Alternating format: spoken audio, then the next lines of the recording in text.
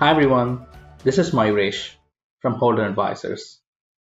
Thank you for joining me today to go over rule number 9 in our Pricing with Confidence series. Today, I'll be going over 3 steps to move from cost plus to value based pricing. From our experience, we've seen that most of the organizations follow a similar journey to reach value based pricing. We recommend a gradual movement from cost plus to better cost plus, then to market-based pricing, finally to reach value-based pricing. Let's look at each of these steps closer. First, to move from cost plus pricing to better cost plus pricing, you have to use your capacity and utilization data to determine when to price higher and when to price lower. Let me give you an example. One of our clients was able to increase the revenue by $60 million in a quarter. The way she did was, during the peak season, she attributed the total cost and added a markup to determine the prices, and for the off-peak season, she used only the incremental cost and added a markup to determine the prices. What this enabled was the customers who really wanted the products were ready to pay the higher prices and get it, and the ones who were ready to move it to the off-peak season got it for a lower prices.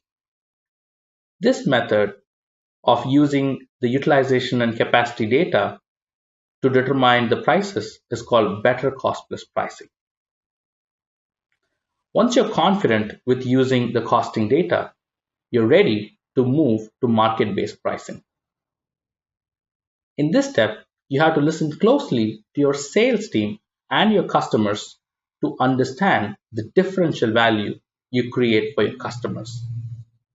The qualitative data is sufficient at this point. Let me give you an example of how to use it.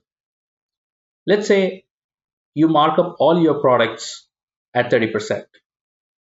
You go to your customers, you go to your sales team, you talk and understand that some of your offerings are much differentiated than your competitors, some are almost equal, and some are inferior.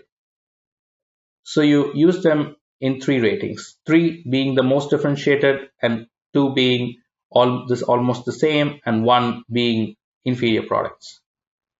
Similarly, you understand that the value delivered to your clients is also different in the offerings, 3 being the highest value, 2 being medium, and 1 being low. Once you segmented the offerings in this way, you can price the one with the highest differentiation and the highest value at, let's say, about 35% markup rather than a 30. This method of using the qualitative data and the costing data to determine the prices is called market-based pricing.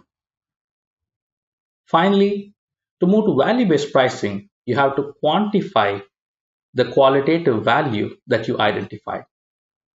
You can do that by asking the right questions to your customers. But in order to build the confidence in your sales team and also for your customers to accept it, you have to present it in the right way.